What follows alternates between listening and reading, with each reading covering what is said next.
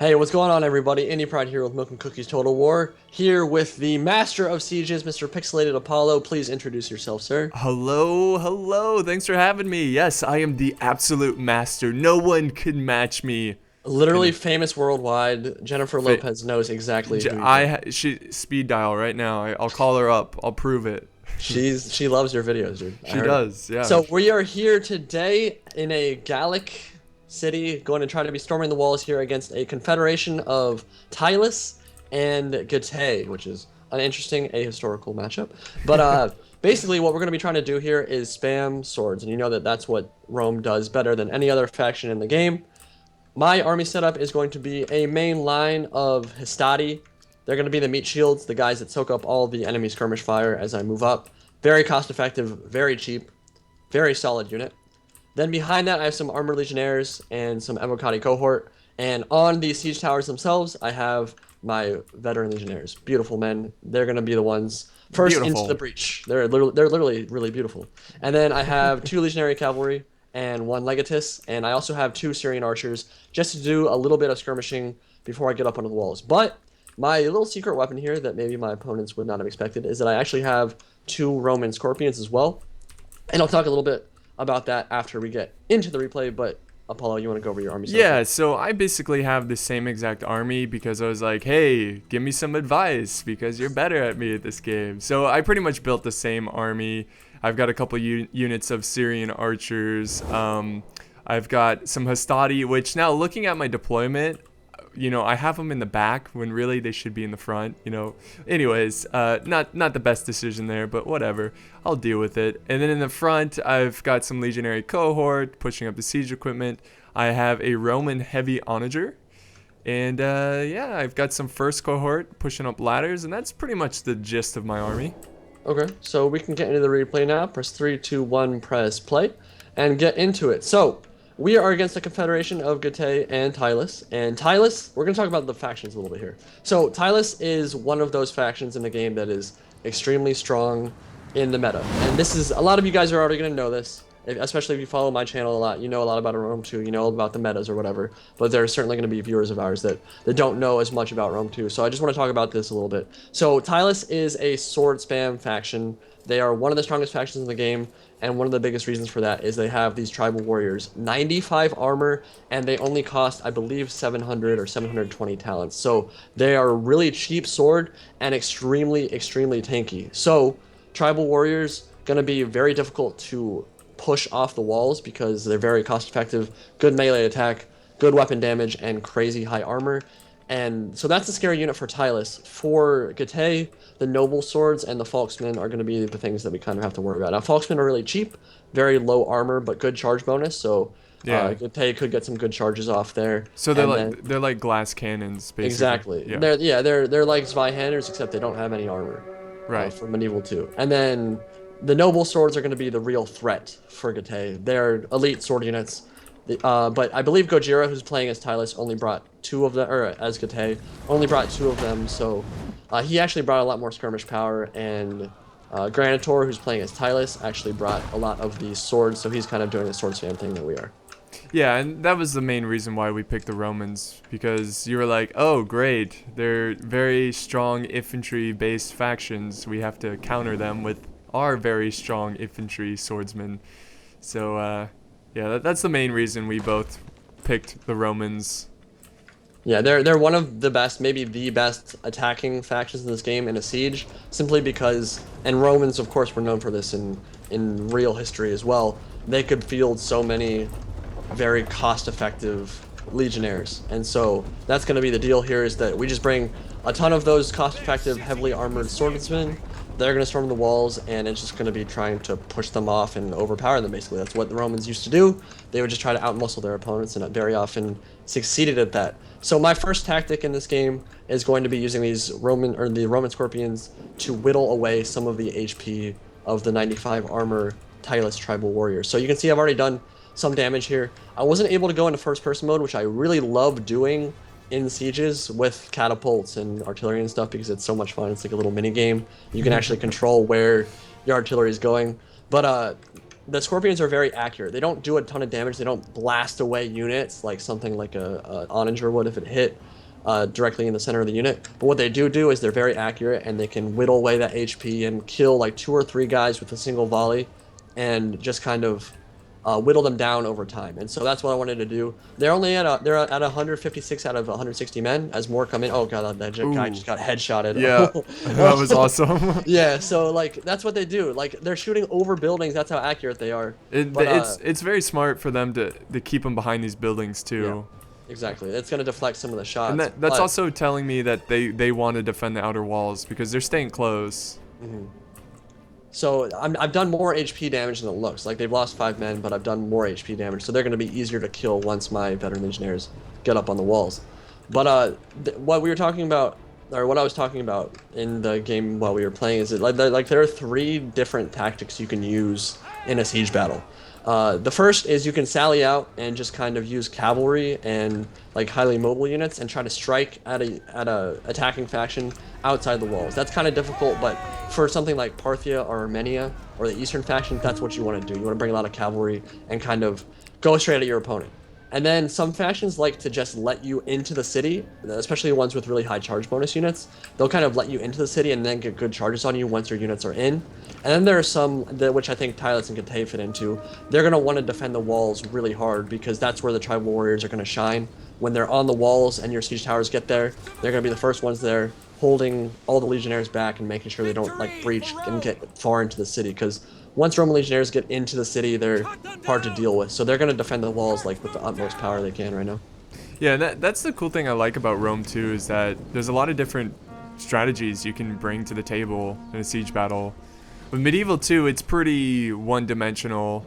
I mean, you can try little creative things. You can try to sally out and get some kills, but you know, you really have to play to the faction's play style, their strengths in Rome 2. But right now, my Romans are charging up. They're scaling up the ladders here, getting their swords wet. They're ready to go. Wow, that sounded really dirty. It does, and that's why I say it all the time. People are like, you sound so... I say it all the time. It's my thing now. It's glorious. Yeah. Yeah. They're little, I mean, that's what they're doing. They're literally getting their swords. Swords wet with blood. Yeah, okay. There we go. So I don't know what you were thinking about. I don't know either. I guess I have a dirty mind. So the Legionnaires are going to be the first ones into the breach. And on your side, you're going to be sending in... What are these units again? These are first cohort. Yeah. Okay, so first cohort have that morale buff. It's interesting that you send them up. Normally, I would say that you want to let first cohort go in a little bit after to buff the morale of your units. You want them to... Because they have that morale buffing capability. So like they'll help Hastati or others stay in melee combat for longer. But the interesting thing here is that you kind of, with the ladders, you want to send your best troops up first, because they're going to be the guys that establish that beachhead and allow you to get some of your other units into the city. If you send Hastati up first, they're just going to rout. They're going to die right off the bat. If you send a first cohort or an armored legionnaire up first, they're going to be able to establish that beachhead. So I'm going to kind of follow that same strategic thinking, but I'm actually going to send my veteran legionnaires up first. And that's because they aren't my best unit. They aren't the most elite unit that I have, but they're good enough that they're going to be able to establish the beachhead for me. So I want to kind of whittle down the tribal warriors and some of these other units with my good but not my best troops, and then I can send in the armored legionnaires and the avocati, and then they're really going to kick ass when they get up on the walls. So that was kind of my thinking over on this side. And the interesting thing is I actually brought more siege towers than you. The siege towers are better for a couple of reasons. They deflect incoming arrow fire and that stuff, obviously a lot better than ladders do. But they also allow more troops to get up on the walls at the exact same time. Yes. Yeah, but you have the onager, so it's like we're just using different strategies here to get up on the walls, which I think is interesting. Yeah, that's the same thing with Medieval 2 siege battles. So the siege towers, you know, block a lot of arrow fire, and ladders. Ladders are just the great thing about ladders is that they're quicker, they're faster to set up. They're faster onto the walls too, so they're exposed to fire for less time. Right. So this is just a big old brawl. Like, this is just complete massacre, slaughter, just trying to conquer this first wall. And we have a lot of reserves just kind of waiting for the command to charge in. But this is just a big old bloodbath. And I feel really bad for the first guys onto the walls, because you know that Whoever gets sent up first, they're dead. Like, it's suicide. Like, I can't imagine being in a situation like that where Hey. oh, the siege tower opens up and you just look at a bunch of angry barbarians staring at your face and you're like, oh Jesus Christ, what have I got missing? Exactly. But you know, if you're the first one in, you're the first one that gets the plunder. So There we go. So they're gonna be the first to rape the barbarian woman and get all the gold. exactly. So there's something to fight for. That went to a dark place really quickly. Sorry. Hey, you know, you're only staying historically true. So Yeah, it's what happened. yeah. People were douches back then. I know. I mean, people are douches today. So Well, yeah, but morality was worse. Morality was worse 2,000 years ago. I will say that. Yeah, Like, it was- We've evolved a little bit at least. a little bit. I think the world has been more peaceful than ever in today's world, Yeah. which is kind of sad, you know, because the world is still fairly violent. But yeah, I mean, there's really no like intense tactic strategy here. We're just trying to claim the walls, and it's just a matter of brute force. Yeah, just overpowering them, getting our guys up on the wall, seeing if we can cut them down. And you know what? The Romans do that better than most factions. Yeah. And They get in there and kill stuff. back over at this onager, he was actually really sneaky. He sent in some raiding horsemen and killed my onager, so I was not able to open the gate. So now I'm pushing forward a ram with my legionary cohort. So that was unfortunate. I was a little sad about that. Yeah, but, that sucks. But I am making some progress up on the walls here. Yeah, so this is more of the kind of cinematic style game. There are some Rome 2 games and some Medieval 2 games where it's all like strategy and what are we doing to really outmaneuver our opponent. I wouldn't say that in general sieges are the most strategic. They can be. Like if you've seen my Fall of Athens video with Oakley, you know that strategy can be a really important part of sieges. Yeah. Like you fall back to a certain point where you have deployables, where you can send balls down a hill and kill like an entire unit with flaming fireballs, that kind of thing, or like strategically fall back to different choke points in the city.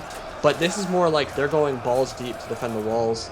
Yeah. And make sure that we can't get into the city. So from that standpoint, that's going to be more of a let's just fight and see who takes the walls, and whoever does is probably going to win. Yeah, that's the thing about siege battles is that it's a different kind of strategy.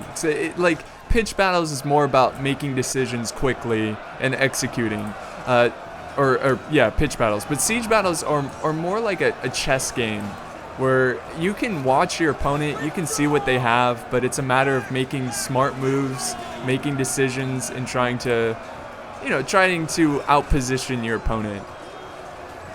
But this is just I could just sit back and watch this all day. It looks so awesome. Yeah. Like it's better than any. One thing that I've noticed, and I don't know if you noticed it either, but there are very few good movies in this kind of time frame, or even in like medieval period or anything like that. Like I would love to see a movie that does combat like this. Like I'm not saying that this is historically accurate. Obviously storming walls in a siege is normally a horrible idea. You need to outnumber the defenders by like 4 to 1, 5 to 1, 10 to 1. Yes. To even hope to take the walls from an opponent. So very few sieges like this happen historically. But just seeing like true legionary combat or something like that, like there are just very few movies that do that correctly, and that's something that I would really love to see, because I mean, it's awesome. It's so much fun to watch. Yeah, most people back then would just kind of wait out their opponent. Like, why charge in when you can just starve them to death? But it's a really good movie that captures a really good siege environment. It's not a very accurate movie historically, but Kingdom of Heaven. I love that movie. Yeah, that's one of the few that like, and I love the Crusades period as well. Yeah, the Crusade and the Jihad and stuff. It's so interesting, and that one part towards the end of the movie in the Kingdom of Heaven when they're fighting at that one choke point, that really just captures the pure like brute force in this kind of combat. Yeah, there are cheesy parts of that movie, like I think the love affair and stuff like that. Like there's a little bit of Hollywood cliche in there, but the cinematography in that movie is absolutely beautiful. Like there's that one shot of the cavalry with Orlando Bloom running out into the desert, and they're completely surrounded, and then like all the Arab cavalrymen just completely surround them and encircle them. Like just a beautiful shot right there. We're getting a little off track, but that's all right. Because again, this isn't the most tactical battle. It's more like stab Tylus, stab tribal warriors in the face. That's all you do. Yeah, it's a matter of just throwing in your troops and saying good luck. But have fun. Yeah, good luck, have fun. If I moved up my general here just to kind of give up give my men some extra morale. My men are still breaking over here, but he was kind of pushing me back here. The tribal warriors, I was losing my ground, so I was a little concerned there, but I do have, you know, a couple reserves here. I got my legionary cohort with the ram trying to knock down this gate. Seems like they've been doing it for a while. But you over there, you look like you're making some headway a little bit. It's I've even. Yeah, it is. But when you're even with the defender, like this early in the battle, you're winning basically, because it should be really, really hard for you to even establish that beachhead, and I wasn't able to. So I have a bunch of troops on the walls now, and like some of his tribal warriors, 60 men out of 160 are routing, and that's a problem for him, because I'm moving in now. A lot of this stuff is just like simply routing from the field. So Gojira did a very good job with his Dacian bowmen. He got some really good shots off. He got about 100 kills with each of his Dacian bowmen, and these guys are actually decent in melee as well. So he was shooting into a bunch of my armor legionnaires and some of my more important units. Yeah, I see that. But they're actually out of ammunition now, I believe, because at least he's not shooting anymore, and they don't have their bows out. So I think they're out of ammunition. But so over on this side, this part of the battle where I was climbing up on the siege towers, I've won. I've won my Yes. part. You're struggling a little bit more because they had way more units over here. They had most of Gatei's melee troops, and like maybe half or a quarter of the tribal warriors and the other Tylus troops. So you're having a harder time, but what they've done here is kind of messed up, because now I have a bunch of troops that are now free that can charge into the flank of the guys that are already in the city. So yeah, at this that's point, gonna make it really hard for them. Yeah, I realized that you were winning, and all I had to do is just hold and just kind of wait for you. And I noticed that the general for Tylus here is defeated. He broke off the battlefield. So I was really, really hopeful about that, because usually barbaric factions, when their general is defeated or dies, their morale just goes to crap. Yeah, and of course, when we say barbarian, like that's how they're referred to in this game, it is Roman propaganda completely. Right. Gatei and Galatia and Arverni were great weaponsmiths and metal workers. And Right. They weren't actually barbarians, they just had a different culture. So of course, Rome's gonna make them act like animals. Oh, we can kill them all, it's fine, it's not bad, because they're just like cows, basically. They're not Yeah, really. yeah. I mean, that's what, if you look throughout history, that's what everyone does. I mean, you look at the Nazis, what they did with the Jews. They dehumanized them to where it's so easy for people to kill them, because they're like you said, cattle. Yeah. But yeah, I use the term barbarian loosely. You know, they say that the Romans were defeated by barbarians, but that's just, they're very sophisticated. Like, they were not just like mindless barbarians. Like, oh, I'm gonna get naked and just run into combat because I'm Berserker Rage. Although, of Yeah. course, that was kind of like Sway being like, it was a thing, but like they were still intelligent Yeah. beings that had their own trade and economy and all that stuff. Right.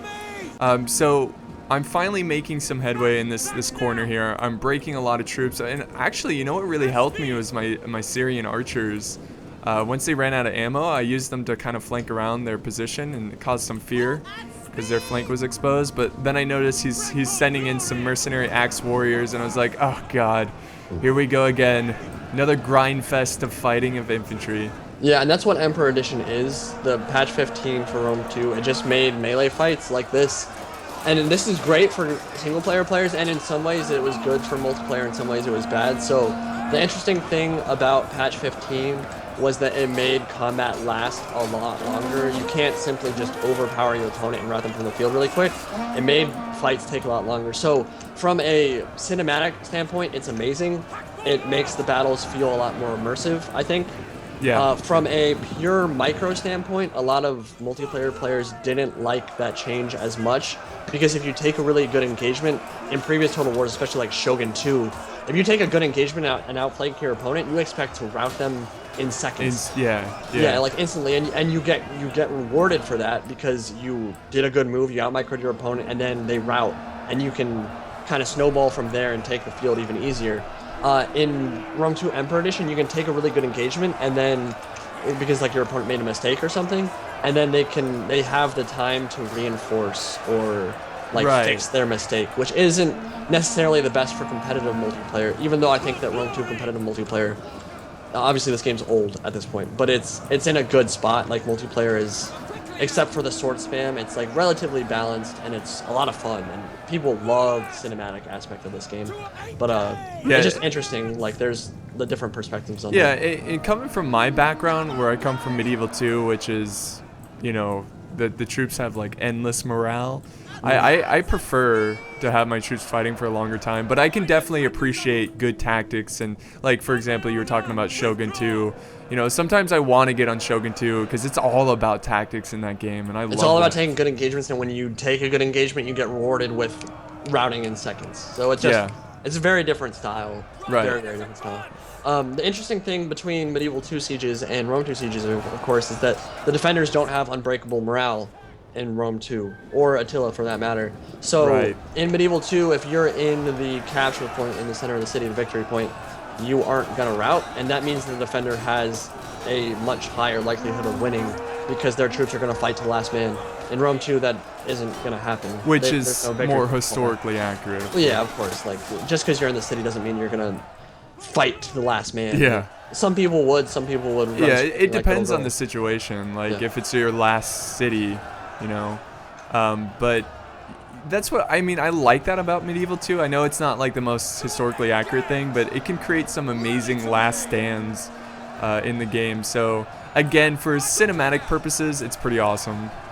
It's cool seeing the last like 5 Zweihanders or whatever charge into Yeah. 500 guys. Because Yeah. that wouldn't happen in Rome 2. That your guys would have already routed by then. Yeah, exactly. See how many they can kill at the end.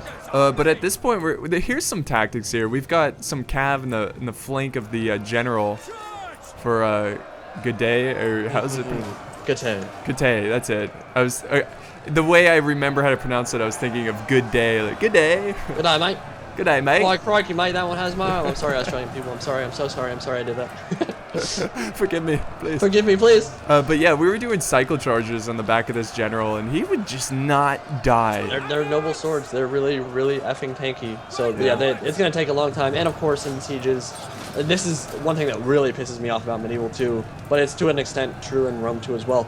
The Rome 2 units are much more responsive, and so they'll charge when you tell them to in a city, but it's hard for them to get their full momentum. In Medieval 2, when you try to charge in a city environment, half the time your guys simply won't charge. They'll just walk into the enemy troops, which is Right. really That's frustrating. that's why I often, when I look over army comps and they bring a lot of cav, I'm just like, that's not a good decision, because cav is pretty much useless inside a city. Yeah. Which sucks. Yeah, it sucks because you can have some, you know, if it wasn't like that, you could have some pretty cool strategies with cav. Well, see, like that, like they charged at the last second, but they barely got a charge bonus there. Like they didn't get any good momentum into that charge. So yeah, I guess it even happens in Rome 2 sometimes as well, even though the units are much more responsive. Yeah. So And it then- looks like actually I think the noble swords are about, yeah, they pop shield wall. I think they're gonna pop headhunt relatively soon here. We've only killed 60 men. Like they're still at half strength after 2 hammer Wow. hammers. Yeah. So yeah, But these at this- noble swords are hard to kill. Yeah, at this point we're looking pretty good though, because we've won. yeah, because once the Romans are in the streets, it's hard to stop them. There are too many cost-effective swords, too many high attack, Yeah. high armor units that can. It'll take a while to whittle down a noble sword, but we will. They will die eventually, and especially with the hammer enables. But it's one of those things where your cav is going to start taking HP damage, and every time they charge, they're going to take more and more casualties. So the thing with cavalry, they have very high HP in this game, so they're not going to die in the first couple of charges, and then all of a sudden, like a bunch of them will drop like flies. Yeah. That's when yeah. things get scary. And then if you lose a gen in that situation, Romans are not civilized. I can't even remember what the trait. I need to look at what the name of the trait is. But they don't necessarily take the biggest morale penalty when the gen dies, but they still take a morale penalty, and it can still lose you a game if you lose your gen at the wrong point in time. Disciplined is the word I was looking for. Oh, right. Romans are disciplined, so they have a discipline trait, which means that if they lose the gen, they take a morale penalty, but it's not as bad as a barbarian faction. Yeah, and you're outflanking your opponent here with your Histati. He's got his heavy spears trying to hold you back, but it's just not going to be enough against all those Histati. Just cutting through Gate at this point. Almost all of Tylus, I think. Maybe all Yeah. of Tylus is completely dead at the Yeah, and his general's breaking. That's Like, the weird we couldn't even kill him. Like, we had to make him break. Like, that was insane. So replay is done for you, correct? Yes, yes. Okay. So we can go to end replay and look at the stat screen, see who did the killing. Well, We did pretty even there. You got a good amount more though. We had almost the exact same amount of men in the armies. Yeah, that's true. Only difference really was what is the difference? I I lost guess more, and you killed more and lost less, so that's pretty effective there. I'm So the best. you I'm are the literally best. so good at this game. So yeah, Scorpions, 61 and 76 kills, very good, very accurate artillery piece. I like them a lot because they're really cheap, only 500 Yeah, pellets, and it's not just the killing. Like people look at kills and they're like, oh, this is really important. Like, oh, they only got 30 or 40 kills. Like they didn't do very well. But you have to remember that HP in Rome 2 and Attila is very important. So you don't have to kill a unit if you're doing HP damage and make it easier for something crappy like a Stati to kill, you're fine. So I mean, you look at this, like 200 kills to Stati, 177 kills, 150 kills, 125 kills. These are 350 talent units, really cheap, cheap. Yeah. and they did that much damage because other units took the brunt. The veteran legionnaires went in and did HP damage. The Scorpions already whittled them down. The Syrian archers did some HP damage as well. So that made the Hastati much more cost effective than they would normally do. Yeah, I mean, you could argue that your veteran legionaries didn't do as well as your Hastati. I Yeah, mean, I they were will. the first one to They were go the in. first things. Yeah, I don't expect them to, but yeah, right.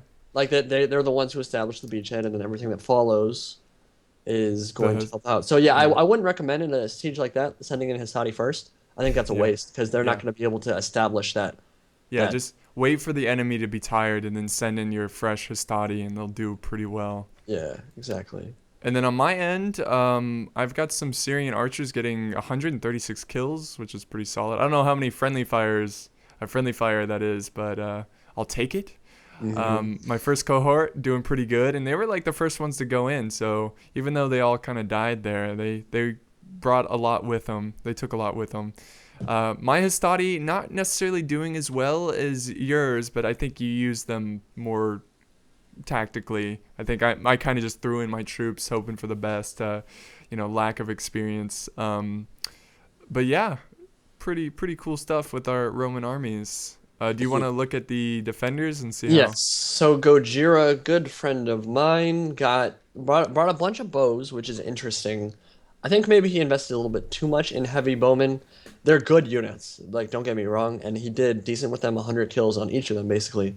Uh, I think that he should have brought more of the axe warriors and more swords. So you're defending, you know that you're gonna be facing Rome. I think you Yeah. need more swords. The Falksmen aren't gonna cut it, honestly. Like maybe if you like flank really well with them and have something else engage first and then get a rear charge off, that's where Falksmen really shine. But it's hard to do in a siege battle when they're coming up the Yeah. siege tower because they're only facing one direction, so you can't really get those flanking charges off on them. Axe warriors did relatively well, but again, they're going to struggle against Roman infantry. Noble swords, 212 kills. They would have done even better, except they just routed because of army losses. The balance bar shifted too much, and the general just routed.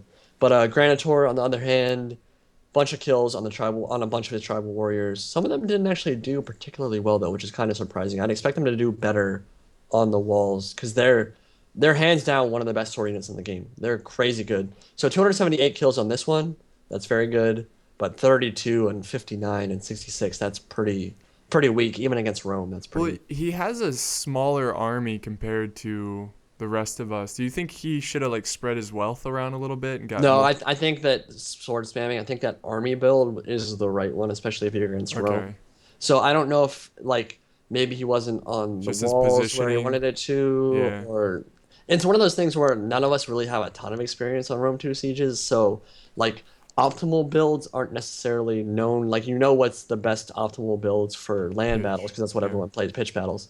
It's a little different in sieges, but Right. I would say that spamming tribals is probably the way to go. They're Well, just really good. maybe I should focus more Rome too and try to build up some good strategies since, Maybe spread change the the meta knowledge. yourself, dude. Yeah, there you go.